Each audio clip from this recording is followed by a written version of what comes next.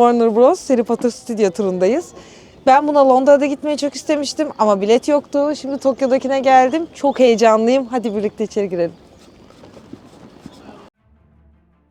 Tura başlamadan evvel Harry Potter stüdyo turu içerisinde gezerken rastlayacağınız birçok mağaza bulunmakta. Bunları kesinlikle gezmenizi öneriyorum. Bu kadar fazla Harry Potter ürününü hiçbir arada görmemiştiniz. Mağazalar içerisinde gezerken küçük ağaçlar göreceksiniz. O ağaçlar içerisinde de bir yuvarlak gözlük gibi bir bölüm göreceksiniz. Oraların içerisine mutlaka bakın. Küçük figürler koymuşlar. Oldukça sevimli duruyor. Ziyaret sürenizin en minimum seviyede 4 saat olması öneriliyor ki daha fazlasını harcayacaksınız arkadaşlar içeride. Tura başlarken birçok Harry Potter sahnesinin yer aldığı büyük görselli bir odadan geçeceksiniz. Bu da sizin hafızanızı canlandıracak. Geri sayımdan sonra kapı açıldığında sizleri büyük salon karşılayacak. Filmdeki çok klasik ve tanıdık o sahneyi göreceksiniz.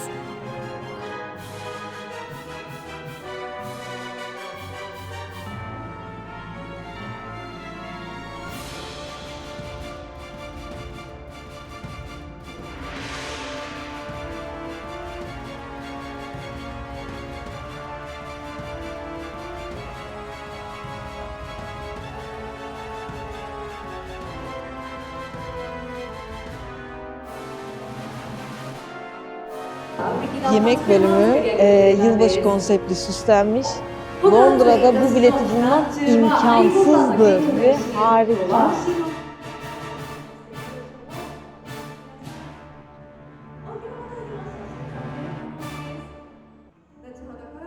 Yemek masasının arkasında dörtlüyü temsil eden çeşitli üniformalar ve elbiseler giyen bebekler var. Önünüzdeki podyumda Dumbledore, Snape, Hagrid ve diğer sihir öğretmenlerini de görebilirsiniz.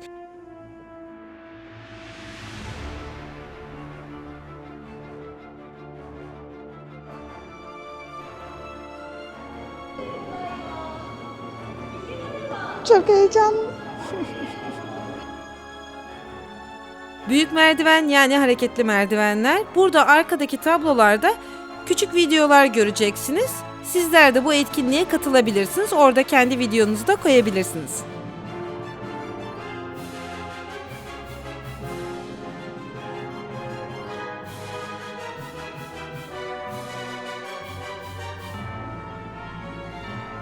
Büyük merdivenler yani hareketli merdivenleri geçtikten hemen sonrasında Gryffindor'un ortak salonu ve yatakhanesiyle karşılaşacaksınız.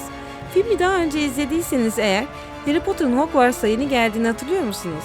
Orada hala uyum sağlamaya çalışırken sanki derin düşüncelere dalmış gibi pencere kenarında oturuyordu. Benim aklıma direkt bu sahne geldi. Gryffindor'un ortak salonuna ya da yatakhanesinin içine giremiyorsunuz maalesef ama Slytherin'in ortak salonunun büyük bir kısmına girebiliyorsunuz. Orada oturup fotoğrafta çekilebilirsiniz. Dumbledore'un en kıskandığım eşyası düşünseli. Düşünselinin içine de baktığınızda film sahnelerini oradan görebilirsiniz.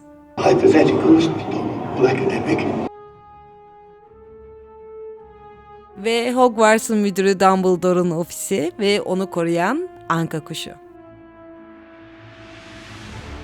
Ve iksir sınıfındayız. Burada da sihirle karıştırıldığı düşüncesi yaratan iksir kazanlarını göreceksiniz. Oldukça keyifli.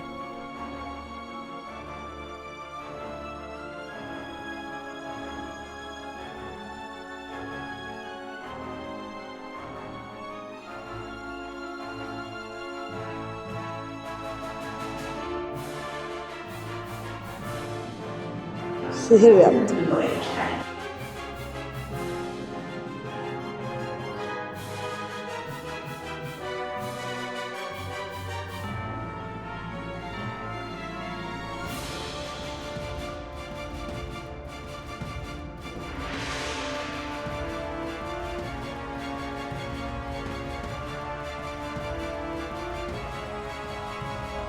Biri karanlık sanatlara karşı savunma mı dedi? İşte karanlık sanatlara karşı savunma profesörleri ve tabii ki arasında en kıymetlimiz Profesör Snape.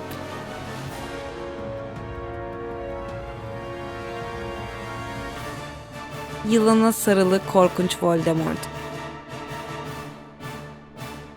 Daha sonrasında ise karanlık sanatlara karşı savunma sınıfını göreceksiniz. Bu sınıfta etkinlik düzenleniyor. O yüzden o etkinliği kesinlikle yakalayın. Bu etkinlikte bir personel size Hogwarts'a karşı bir savaş açıldığını söylüyor ve siz de buradaki rolünüzü oynuyorsunuz. Çok keyifliydi, müthiş bir deneyimdi benim için.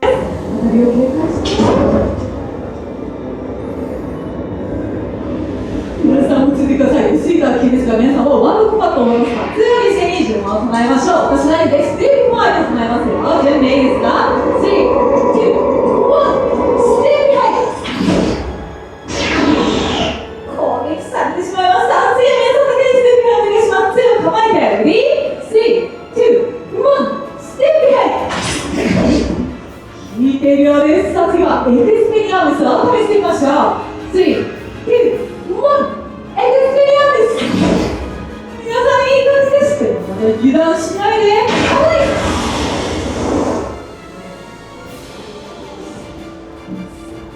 これはです。皆さん、最高のパフォーマンスでした。やはりですが、皆さんの方はとても誇りに思い Yine aynı alanda Hogwarts kütüphanesini de gördükten sonrasında benim için en korkunç yer karanlık ormana giriş yaptık.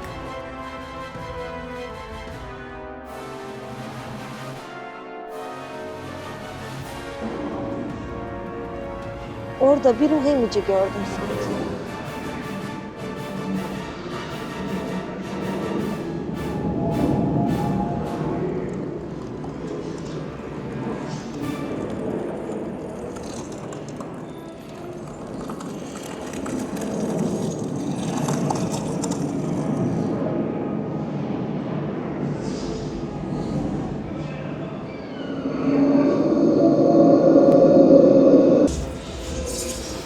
Ruh emicilerle nasıl savaşılacağını biliyorum.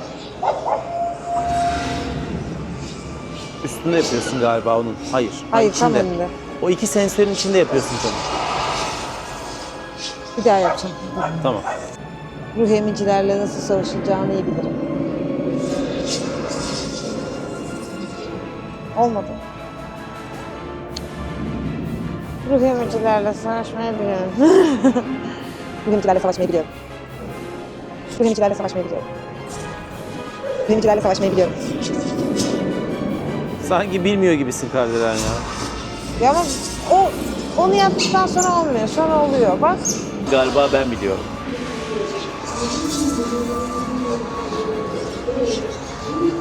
Atla canım.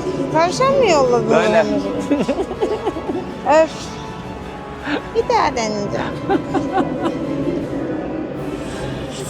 Ruh emicilerle nasıl savaşılır biliyorum.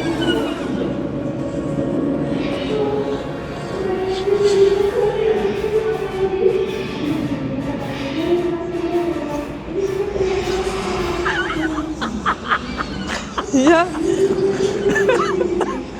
Sen kayıtta kal, ben bir şekilde yapacağım bu işi. Gösterebilir miyim patronun Bak. büyüsü? Aha yaptı Oldu galiba. işte. Onu söyledikten sonra oluyor.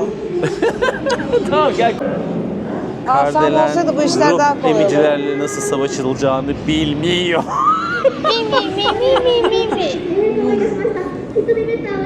Karanlık ormanda az evvel izlediğiniz gibi ruh emicilere karşı yenildim. Bu yüzden de oradaki etkinliğe katılmadım. Ama siz mutlaka ki katılın. Bu odayı sevmedim. Örümcek ağı. Bir yerde bir örümcek maketi falan varsa korkumdan ölebilirim. Bunun bir tane devasa örümceği var çünkü bu ormanın. Ay Kemal gidemem oraya. Niye?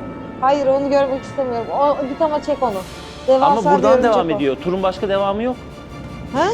Tur başka yerden devam etmiyor. Buradan devam ediyor. Ay Kemal onu görmek istemiyorum. Nerede? Sağ tarafında. Tamam bakma Ben sen. bakmıyorum. Ay solda da bir tane var. Ay her yerde bir örümcek var. Ay çok güzel yapmışlar ama. Ha. Ya bu kadar korkacak ne var ya? Bak geliyor Ben bir geliyor. Ronald Weasley'im. Ben korkuyorum. Geliyor bak. お前なのかハグリッドは一度もこの窪地に人をよこしたことはない。 Japonca mı konuşuyordu bu ya? 帰る。それはなるまい。わしの命令で我が子たちはハグリッドを傷つけはしない。だがのこのこ真っ只中にやってきた新鮮な肉をお預けには引きまいる。さらばじゃハグリッドの友よ。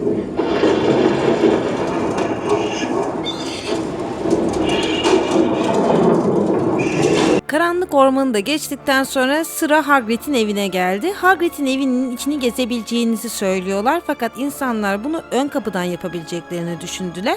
Ön kapının da önünde bir koruma bandı olduğu için kapalı diye düşünüp insanlar devam etti. Ama Hagrid'in evinin içini görebilmeniz için kulübenin dışından arkasına dönmeniz gerekiyor. Orada Hagrid'in evinin içinde görebiliyorsunuz. Evet, stüdyonun içindeki kafeye geldik, restoran kafeye geldik. Bileti alırken almak daha pahalı gibi gözüküyordu sanki yemeği ama içeride daha uyguna geldi gibi. Ben Gryffindor istedim, Kemal'im Hufflepuff istedi. Ben yanına kahve isteyince kasadaki çocuk birazcık şaşırmış olsa da her şeyin yanında yazıyor kahve. Bu da neydi? Ginger, Ginger ale. öyle bir şeydi. Yani bu et de et yani hani. Propmuş, o şeymiş. Dekormuş. Yani şey değil. Yani et diyorsun küçücük bir şey getiriyor tabağın hiçbir içinde şey. yani kocaman bir et.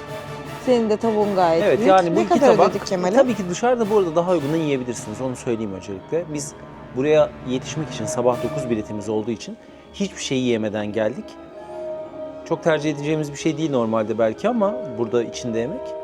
Fiyat da o kadar pahalı gelmeyince alalım dedik. 6.000 yen yani Türk parasıyla şu anda 1500 liradan biraz daha az.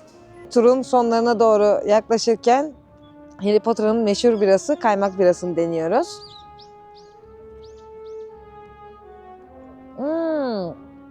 Bu gerçekten çok güzel.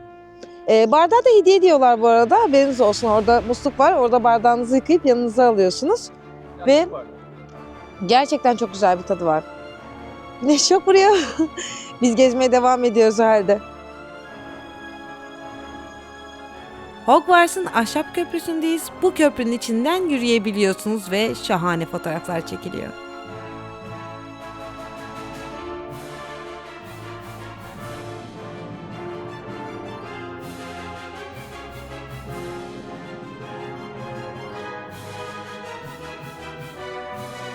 Ve Harry Potter'ın evinin içine geldik.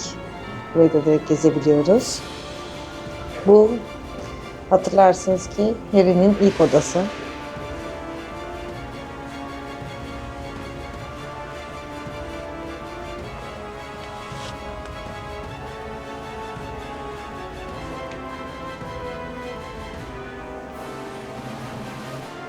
Ve en eğlenceli sahnelerden birini canlandırmışlar.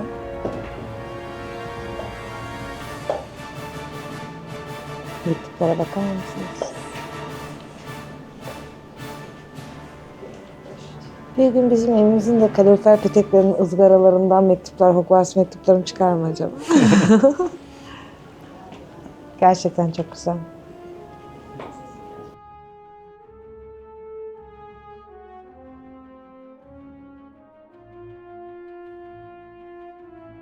Ne? Şövalye otobüsü mü? Peki o çatlak şoför de içinde olacak mı? Tabii ki onun da sesini alacaksınız. Otobüsün içine bindikten sonrasında diyorsunuz ki ya bu birazdan film sahnesindeki gibi kağıt gibi incelecek mi yoksa? O derece gerçekçi. Welcome to the night bus.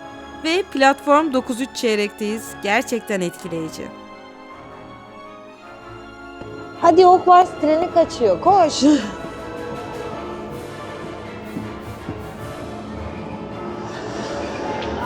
ついてないね。あいつらすぐに飛んでいっちゃうから。 Ver ver onu, buradalar. Açılıyor mu? Açılmıyor, kapılar açılmıyor.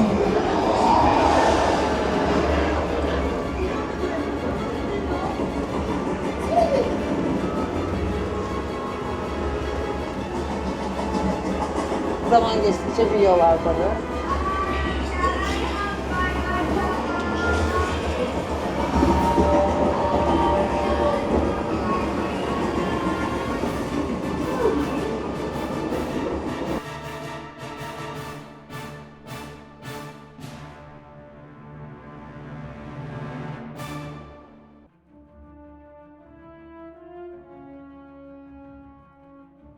Sihir Bakanlığı'ndayız. Biliyorsunuz ki Sihir Bakanlığı'nın içine sadece şömineden girebilirsiniz. Tıpkı filmdeki gibi bu sahneyi canlandırabiliyorsunuz. Orada da bir etkinlik alanı mevcut. Mutlaka o etkinliğe de katılın derim.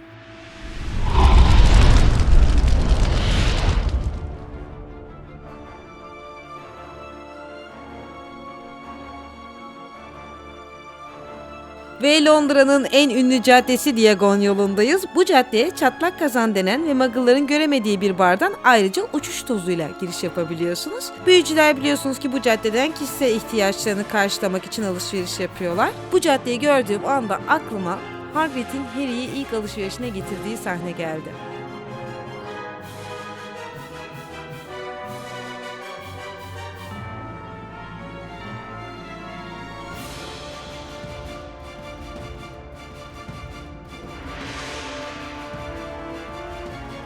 Turun bitimine geldiğinizde de Hogwarts'ın bir maketini göreceksiniz. Işıklarla gece ve gündüz efekti verilecek o makete. Uzun bir süre durup seyredebilirsiniz. Çok güzel.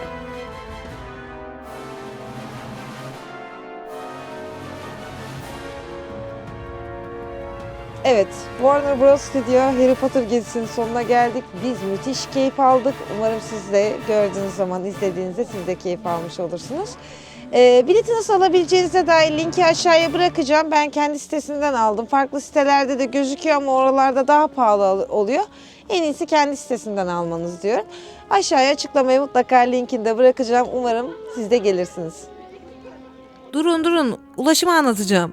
Kesinlikle yanlış okuyorum ama Toshimayan istasyonuna gitmelisiniz. Oradan zaten o kadar çok insan gidiyor ki navigasyonsuz insanların bile peşine takılarak görebilirsiniz. 12 dakika yürüme mesafesinde olacak Warner Bros. Stüdyosu. Ayrıca Toshimayan istasyonu çok güzel, kesinlikle görmelisiniz. Şeye gerek var mı ya? Abone olun, beğenin demeye.